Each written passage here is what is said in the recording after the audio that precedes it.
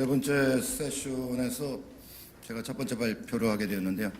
제 제목은 한중 경제협력의 제도적 기반 구축 방안입니다.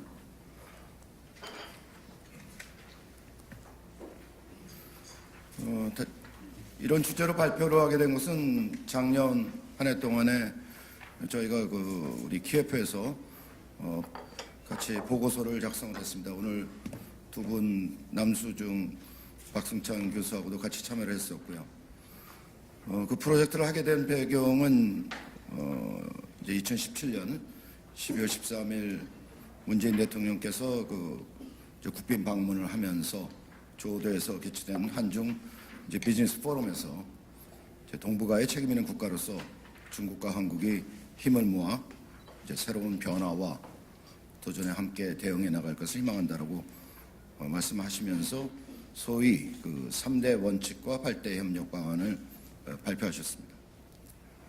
여기서 이제 3대 원칙이라고 하는 것은 여기 보시다시피 경제협력의 이제 제도적 기반을 강화하겠다. 두 번째는 이제 미래지향적인 협력을 구축하겠다. 그다음에 소위 이제 문화와 인적 교류를 통해서 신뢰를 회복하고 신뢰 기반이 굉장히 많이 흐트러져 있다고 하는데 신뢰 회복을 통해 하고 그것을 구축하기 위해서 특히 이제 사람 중심의 협력이 중요하다는 그런 것을 천명하셨습니다. 그래서 이러한 3대 원칙을 구체화하기 위해서 소위 8대 협력 방안이라고 해서 8가지가 나와 있습니다. 시간 절약상 생략을 하겠고요. 그 중에 첫 번째가 제가 맡았던 경제협력의 안정성과 지속성 확보를 위한 제도적 기반을 어떻게 구축해 나갈 것이냐라는 것이 하나의 협력 방안의 중요한 꼭지가 되겠습니다. 제 목차는 오늘 큰 주제에서도 나와 있지만은 글로벌 경제 환경이 굉장히 빠르게 변하고 있습니다. 이러한 환경 변화, 소위 우리 기업에서 제가 좀 경험을 해봤지만 기업에서는 이것을 가리켜서 소위 입체적 로케이션을 어떻게 파악하느냐가 대단히 중요하다. 거기에 따라서 현상적으로 나타나는 그런 문제점들을 어떻게 해결해 나갈 것인가에 대한 이제 전략과 구체적인 솔루션을 찾아 나가는 것이 기업에 있어서 어떤 중요한 어떤 방문론적인 거라고 볼 수가 있는데요. 그런 측면에서 글로벌 경제 환경, 특히 한중 관계를 둘러싼 것을 점검해 보는 것은 굉장히 중요할 것 같습니다. 그래서 이미 오전 세션과 오후 세션에서도 그와 관련된 얘기들을 많이 했기 때문에 제가 상세한 얘기는 다 스킵하겠습니다. 두 번째는 한중 경제협력의 지도적 틀은 이미 구축되어 있습니다. 어느 정도. 그 중에 가장 중요한 것이 이제 한중 FTA 양자간 협정이라고 할 수 있습니다. 이 협정 상황에서 그동안 우리가 이루어낸 여러 가지 좋은 점도 있고 이행 상황이 있고 또 앞으로 지금 이제 서비스 투자와 관련된 협상이 진행 중에 있습니다. 금년 말 또 내년 초까지 진행될 것으로 예상되는데 과연 거기서 어떤 쟁점들이 양국이 호혜적으로 균형을 맞춰가면서 이루어질 것인가와 굉장히 관심을 갖고 있는 분야라고 볼 수 있습니다. 그 분야에 대해서도 간략하게 짚어보도록 하겠습니다. 세 번째는 제가 맡고 있는 이 제도적 기반 강화, 물론 한중 FTA를 통한 제도적 기반 이외에 저희가 고민해야 될 부분들을 담아 보았습니다. 대내 여건 변화는 미중 통상 문제, 바로 전 세션에서 심층적으로 논의가 되었고요. 두 번째는 이제 북한의 비핵화와 한반도 평화체제 구축 문제, 이 문제는 오전 세션에서 관련된 이슈라고 볼 수가 있습니다. 한중 양국 모두 다 지금 현재 또한 성장 둔화를 경험하고 있기 때문에 이런 성장 둔화를 돌파하기 위해서 사회자님께서 지적하셨듯이 새로운 성장 동력을 신산업을 통해 갖고 우리가 찾아보아야 될 것이라고 생각됩니다. 그다음에 이제 중국의 기술 추격과 그와 관련된 이슈들에 대해서 과연 우리는 어떻게 능동적으로 대응해 나가야 될 것이냐, 이런 문제들이 있다고 볼 수 있습니다. 사실 우리 한중 관계에서 요즘 어려운 점에서 중국에 여러 가지 차이나 리스크가 있으니까 투자를 하면 굉장히 어렵지 않겠냐 하면서도 기업은 기회가 있으면 나갑니다. 최근에 가장 대표적으로 바이오 산업에 있어서 삼성바이오와 셀트리온이 중국 진출을 대규모적으로 늘리고 있는 것은 바로 중국 시장이 앞으로도 열려 있다는 것을 우리가 의미하는 것이라고 볼 수가 있습니다. 통상 문장에 대해서는 뭐 상세한 얘기들을 많이 했기 때문에 저는 기본적으로 이렇게 봅니다. 관세 전쟁, 지금 테리프로 관련된 이슈는 협상용이고 이것은 양국 모두 다 잘 알고 있고 경제학을 기본적으로 공부한 사람들은 다 알고 있을 거라고 합니다. 무역 수지 개선 효과가 그다지 크지 않습니다. 그리고 이것은 기존에 예를 들면 301조를 취했을 때 상대국이 취했던 조치와는 달리 중국은 소위 T4태 전략을 씀으로써 최저관세 이론의 적용이 불가능한 상태입니다. 그런 상태에서 결국 소기의 목적을 거두기는 힘들고 트럼프 자신도 이것은 협상용이라고 보고 있는 것이 분명하다고 볼 수 있습니다. 이런 것은 큰 틀에서 본다면 결국 미중 간의 전략적 경쟁의 일부분으로서 우리가 해석해야 될 것이라고 보입니다. 마이클 펜스로부터 시작된 새로운 그 신냉전 시대의 개막을 앞두고 한국은 지금 한중 관계를 어떻게 설정해 나갈 것이냐 굉장히 엄중한 시점에 있다고 볼 수 있습니다. 특히 그동안에는 미국과 안보적 동맹 관계를 굳건히 하면서 중국과 경제적 협력 관계를 하는 때 소위 미중 관계가 비교적 우호적일 때는 문제가 없었습니다. 그러나 최근에 미중 관계는 결코 녹록지 않기 때문에 우리 말은 쉽게 할 수 있지만 결코 이렇게 두 가지의 문제를 동시에 추구하는 것이 그렇게 간단한 문제가 아니라는 것은 여러분 모두 다 잘 알고 계실 거라고 생각을 합니다. 한 가지만 제가 덧붙여서 미중 통상관계에 있어서 앞으로 3월 또는 어디서 만나는가도 굉장히 중요하겠지만 어떤 형태든 간에 타협을 본다고 할지라도 미중 관계는 세컨드 라운드로 돌입될 것입니다. 세컨드 라운드로 돌입되는 과정에서 가장 중요한 이슈 중에 하나는 기술과 관련된 부분이고 기술과 관련된 부분에 있어서는 소위 화웨이를 둘러싼 미국의 압력입니다.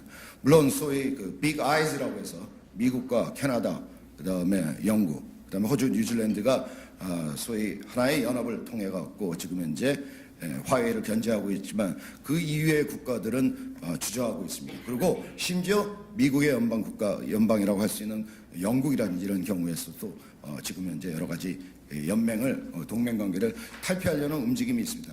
거기서 중요한 것은 제가 볼 때는 앞으로의 전쟁은 소위 폴라 코드와 터보 코드의 전쟁이라고 볼 수 있습니다. 폴라 코드는 화웨이가 만든 5G의 새로운 기술 표준입니다. 반면에 3G와 LTE 시대를 열어갔던 것은 터보 코드입니다. 이 터보 코드는 미국 주도의 코드입니다. 3G에서 4G로 넘어갈 때는 레볼루션이라는 얘기를 쓰지 않고 롱텀 에볼루션이라는 LTE라는 표현을 썼습니다. 그렇지만 5G 시대로 넘어가는 과정에서는 하나의 혁명적인 변화라고 볼 수 있습니다. 속도가 100배 빨라집니다. 이 100배 빨라지는 과정에서 화웨이가 소위 에릭슨, 노키아와 삼성의 동맹체, 얼라이언스와 협력하지 않고 독자적으로 이 폴라 코드를 만드는 데는 중국인의 힘이 있었겠지만 여기 사진에 나와 있는 소위 에달 아리칸이라는 사람, MIT에서 통신문제를 연구했던 사람한테 8년, 9년 동안 엄청난 공을 들였습니다. 그 결과 드디어 화웨이는 독자 기술을 확보할 수 있었다. 이 독자 기술은 앞으로 이 4차 산업혁명 또는 디지털 트랜스포메이션의 과정에서 상당히 많이 활용될 가능성이 있습니다. 그렇기 때문에 미국이 이 문제를 그렇게 좌시하지 않는 것이라고 보시면 되실 것 같습니다.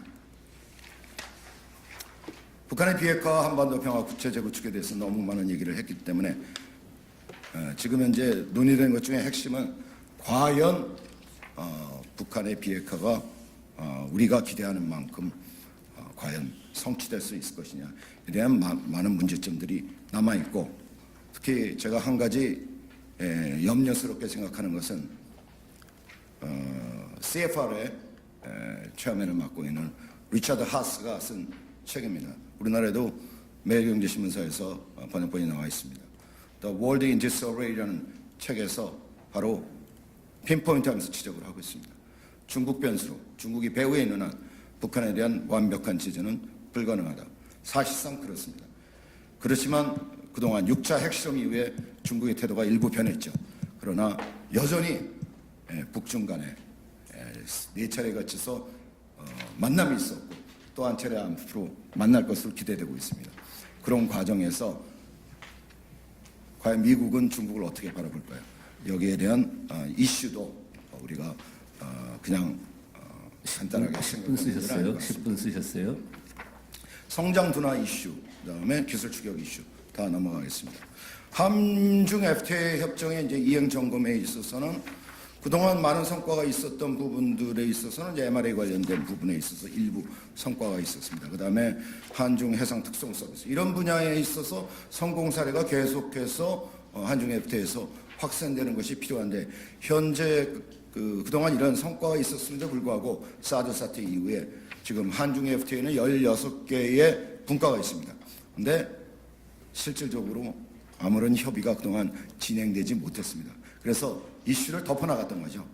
그래서 이 공동위원회가 과연 16개 분과를 성공적으로 어떻게 이끌어갈 것이냐가 관건이다. 이미 플랫폼은 만들어졌다 이렇게 보시면 될 것 같습니다. 후속 협상의 주요 쟁점은 물론 서비스 무역에 관련된 8장, 9장, 12장입니다.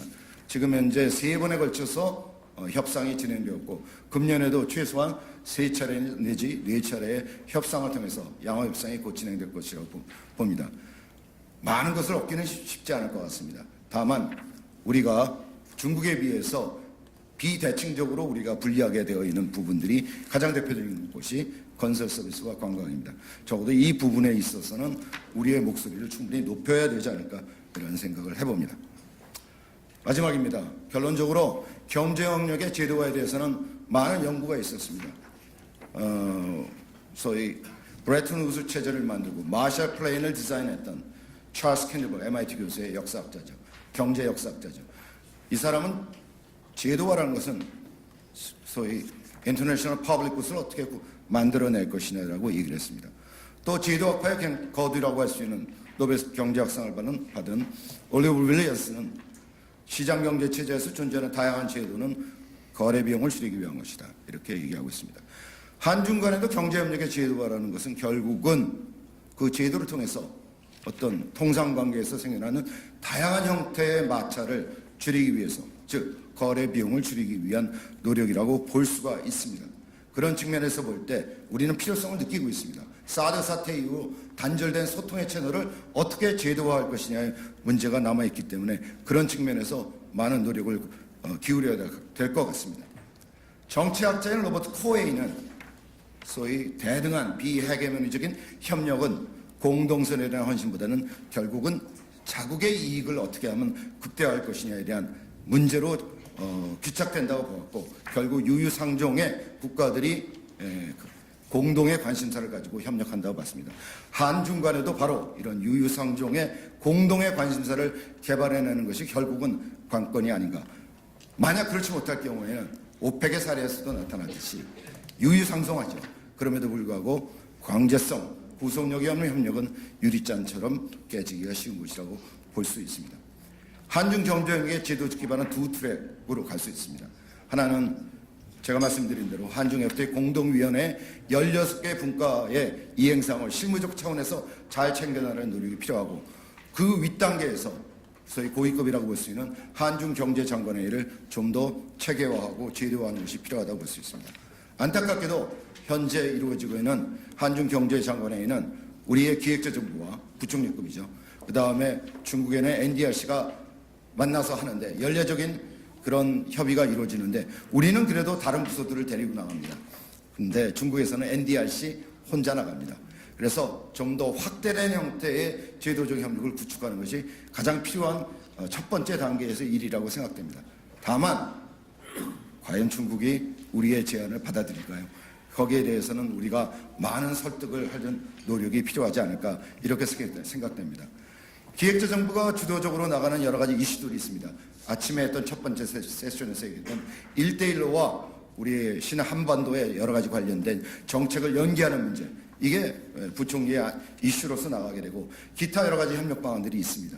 이런 것을 이끌어 나오기 위해서는 좀 더 범부처적인 협력이 이루어질 수 있도록 해야 되겠고 여기서 관건은 결국 기업의 협력을 어떻게 끌어낼 것이냐입니다. 일본의 경우에는 굉장히 성공적으로 그런 것들이 가능했는데 일본의 사례를 우리가 벤치마크로 삼아서 우리가 정부와 민간 기업의 협의체가 좀 더 활성화될 필요가 있다고 생각됩니다. 한중 FTA 공동위원회 제도적 기반은 이미 말씀드렸기 때문에 생략하겠습니다. 마지막으로 이 이원적 대화 채널을 추진해 나가는 과정에서 우리가 중국의 현지 사업 경험이 있는 중국 전문 인력을 활용하고 그다음에 공공외교의 역할을 다시 한번 강조드리고 싶습니다. 이상으로 발표 마치겠습니다. 감사합니다. 네, 감사합니다.